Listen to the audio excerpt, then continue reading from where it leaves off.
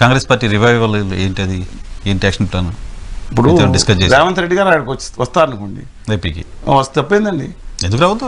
Congress party ముఖ్యమంత్రి, కర్ణాటక ముఖ్యమంత్రి వస్తారు. వచ్చినప్పుడు వచ్చి ఇక్కడ కూడా కాంగ్రెస్ పార్టీకి చేయటం అనేది చేస్తే ఎంత ఓటింగ్ పెరిగినా అంత, ఎందుకంటే చాలా క్లియర్ కట్ బ్యాటిల్ ఉంటుంది. యాజ్ ఆన్ డేట్ నేను చెప్తున్నానండి. నేను లాస్ట్ టైం ఇప్పుడు దయచేసి ఆలోచించేవాళ్ళు, పోల్లో చేసేవాళ్ళు, నా ఒక్కసారి మీరు పాత చూసుకోండి. 141 స్థానాల్లో వైఎస్ఆర్ కాంగ్రెస్ పార్టీ అదే ఆధిక్యంలో ఉంటుందని నేను చెప్పినప్పుడు గవర్నర్లు కీర్తిశేషులు సి నరసింహారావు గారు ఆ రోజు మాట్లాడి నాతో సంవత్సరం ఎదురుగా మాట్లాడలేవు.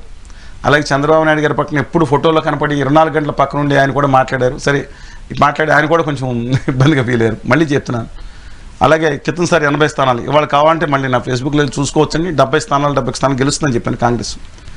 సరే హైదరాబాద్ ఎక్స్పెక్ట్ చేయలేదు, మీరు వచ్చింది అంత రెవల్యూషన్ నేను ఎక్స్పెక్ట్ చేయలేదు, లేకపోతే 70 స్థానాలు వచ్చాయి. ఇవాళ ఆంధ్రప్రదేశ్లో కూడా ఎన్నికలు కనుక పెడితే కనుక వామపక్షాలు జనసేన తెలుగుదేశం కలిసి పోటీ చేస్తే 100 నుంచి 115 స్థానాలు వచ్చే అవకాశం ఉంది. ఎవరికి? ఈ కూటమికి. జనసేన, తెలుగుదేశం, వామపక్షాలు. బీజేపీ, ఉత్తర భారతీయ జనతా పార్టీ కనపడితే మీకు 50-60 తీసేయండి. జనసేనతో ఉన్నారు కదా పవన్ కళ్యాణ్ గారు.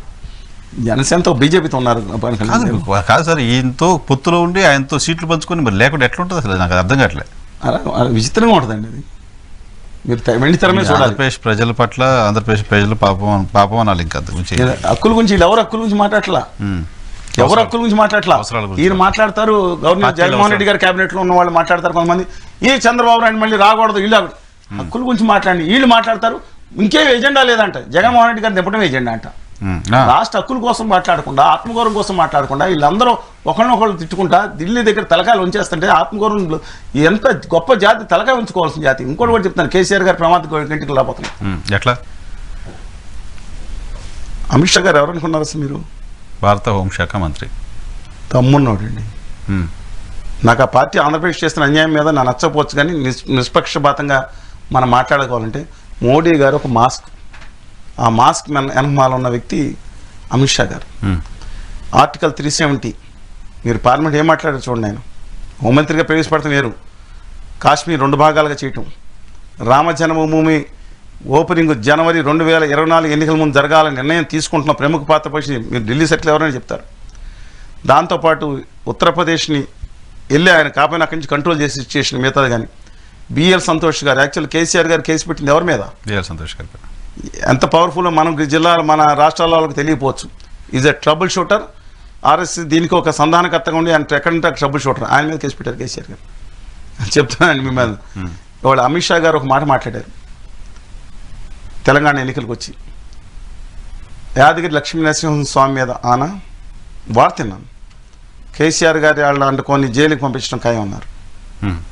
ఇవాళ కేసీఆర్ గారికి ఉత్తర భారతీయ జనతా పార్టీకి జరిగిన ట్రూస్ ఏదైతుందో అది తాత్కాలికము, అదొక స్పెషల్ పర్పస్ వెహికల్ లాగా జరిగింది, తాత్కాలికమేది.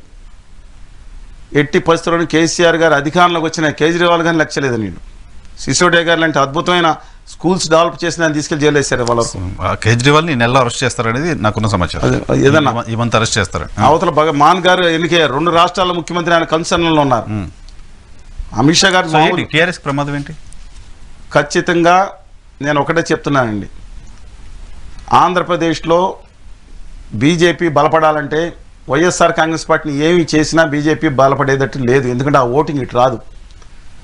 ఇవాళ 23 ఉమ్మడి జిల్లాల్లో బారింగ్ హైదరాబాద్ టౌన్ అత్యల్ప హిందువులు ఉన్న సంఖ్య గుంటూరు జిల్లా అండి. ప్రజలు తెలుసుకున్న వాళ్ళు ఒకసారి స్పష్టంగా జిల్లాకి వెళ్తే అర్థమవుతుంది. అంటే మైనార్టీస్ అంటలేదు, అత్యల్ప 60% ఏదైనా. ఇవాళ ఈ నేపథ్యంలో అక్కడ క్రిస్టియన్ మైనార్టీస్ కానీ ముస్లిం మైనార్టీస్ కానీ జగన్మోహన్ రెడ్డి గారితో అనుబంధం ఉండి మిగతా ఇచ్చేవాళ్ళు ఎవరో కూడా వాళ్ళు బీజేపీకి ఓటేసే మనుషులు కదా. ఆ ఓటు బ్యాంక్ బీజేపీది కాదు. తెలుగుదేశం పార్టీని అక్కడి నుంచి లేపేస్తేనే అక్కడ బీజేపీ ఆ ప్లేస్లో రావడానికి వీలు ఉంటుందనే సాధ్యమంతవరకు నేను అది దుర్మార్గం అనిపించుకోవచ్చు, కానీ ఆ పార్టీ స్టాండ్ నుంచి అది కరెక్టే ఉంటుంది. శివాజీ గారు ఆపరేషన్ గరుడ అన్నారు, ఇప్పుడు అది సరే, ఇప్పుడు కొత్తగా బెరుడా ప్లాన్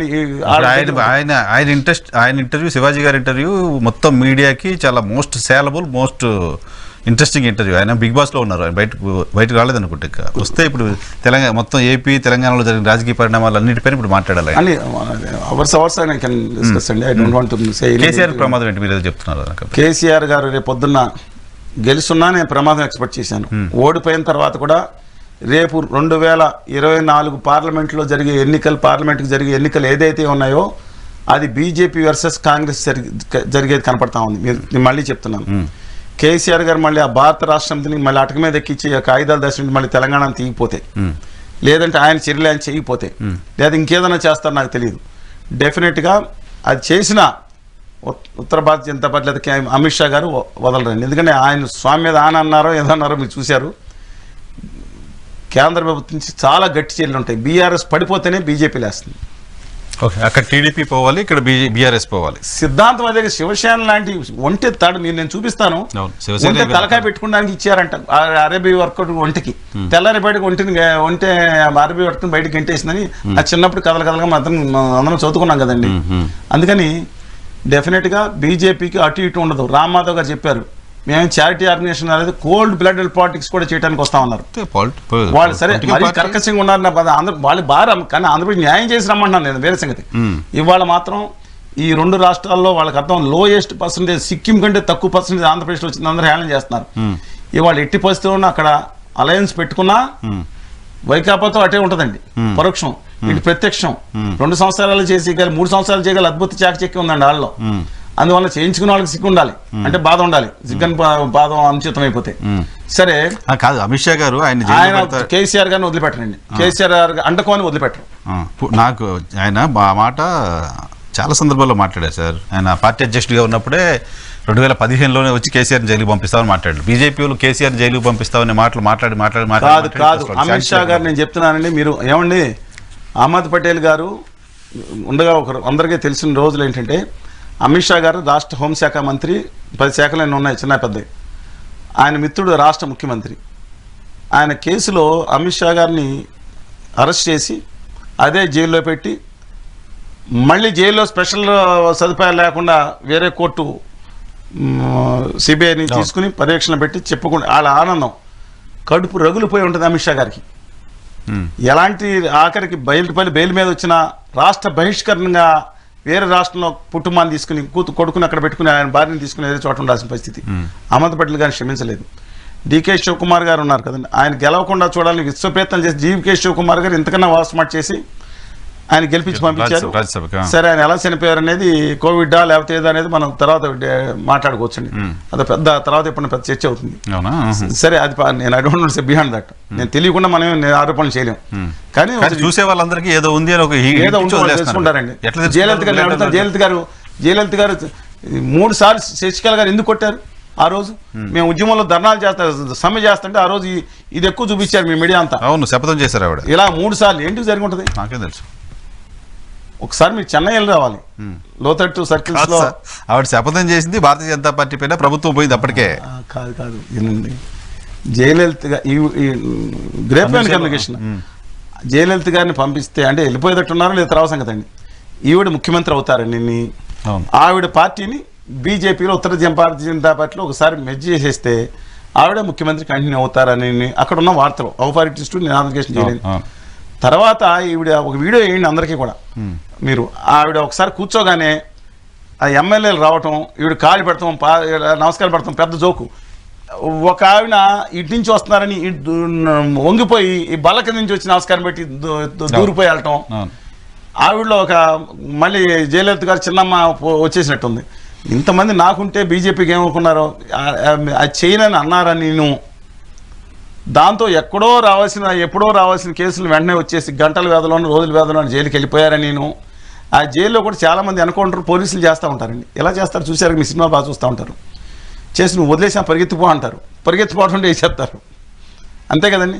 ఈవిడ్ని ఆగ్రహారం జైల్లో ఆవిడే నువ్వు వెళ్ళిపో అమ్మా దారిస్తావు అనటం, మళ్ళీ అన్ని వీడియోలు చేయటం, మళ్ళీ దాంట్లో పెట్టి లోపల పంపించడం జరిగిందని నేను. విద్యాసాగర్ రావు గారు, గవర్నర్ వెంకయ్యనాయుడు గారు అప్పుడు రావటం జరిగిందని నేను. ఆఖరికి ఏం జరిగిందో మనం చూసాం. రెండు పార్టీలను పన్నీర్ బటర్ మసాలా అని ఆయన పేరు ఏదో ఉంది, పన్నీర్ బటర్ మసాలా, పన్నీర్ సెల్వం గారు కానీ పళనిస్వామి గారు కానీ ఇద్దరినే పట్టుకుని ఎలా ఆడించారో మీరు చూశారండి. ఇవాళ అందుకని ఒకటే చెప్తున్నాను, భారతీయ జనతా పార్టీ పూర్వంలాగా వాజ్పేయి గారి లాంటి పార్టీ కాదు. సో కేసీఆర్ గారికి ప్రమాదం ఉంది, కేసీఆర్ గారికి డెఫినెట్గా బీజేపీ నుంచి ప్రమాదం ఉంది, ఉత్తర భారతీయ జనతా పార్టీ నుంచి గట్టి ప్రమాదం చూద్దాం. అనుకుంటున్నాను. బట్ తెలుగు జాతి ఆత్మగౌరవాన్ని కాపాడే విషయంలో మాత్రం ఒకటి కోరుకుంటున్నాను, 13.5 కోట్ల మంది తెలుగు జాతి ఒకటవ్వాలని నా అంబుల్ రిక్వెస్ట్. నేను ఇంకోటి కూడా ఇన్ని మాట్లాడిన తర్వాత కింద కామెంట్ పెడతా ఉంటారు, మీరు ఏ పార్టీ అని, ఆ పార్టీ ఏ పార్టీ చెప్పండి, అది కూడా ఏ పార్టీ అనలిస్ట్ మీరు? నేను అందరికీ ఉద్యమకారిని అనలిస్ట్ నా పార్టీ ఎవరు కోటేమనాలో కూడా చెప్పేస్తాను. ఇప్పుడు ఇన్నాళ్ళని బట్టి క్లారిటీ ఉందా, మళ్ళీ ఒకసారి చెప్తాను, ఇబ్బంది లేదు. అందరూ కూడా మీ నియోజకవర్గాలు ఆంధ్రప్రదేశ్లో కానీ తెలంగాణలో కానీ మీ నియోజకవర్గాలు ఎవరైతే నిబద్ధత కలిగి ఉంటాడో, నిజాయితీ పరుడు ఉంటాడో అతనికి ఓటేయండి. ఏ పార్టీ అయినా పర్వాలేదు, ఇండిపెండెంట్ పర్వాలేదు, రాష్ట్రం అంతా తిరిగి చెప్పాక 20